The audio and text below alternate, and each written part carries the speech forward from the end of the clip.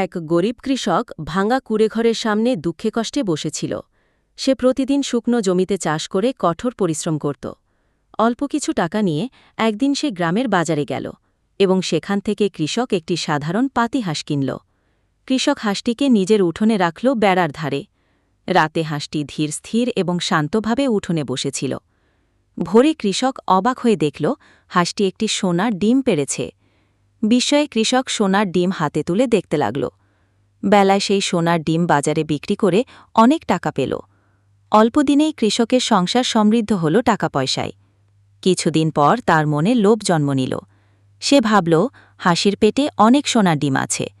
তাই লোভ সামলাতে না পেরে কৃষক একদিন একটি ধারালো ছুরি দিয়ে হাঁসটির পেট কেটে ফেলল। কিন্তু কাটার পর হাঁসের পেটের মধ্যে একটাও সোনার ডিম পাওয়া গেল না। রাগে দুঃখে হতাশ হয়ে কৃষক কাঁদতে কাঁদতে বুঝতে পারল লোভে পাপ ও পাপে সর্বনাশ। তাই লোভ করা উচিত নয়।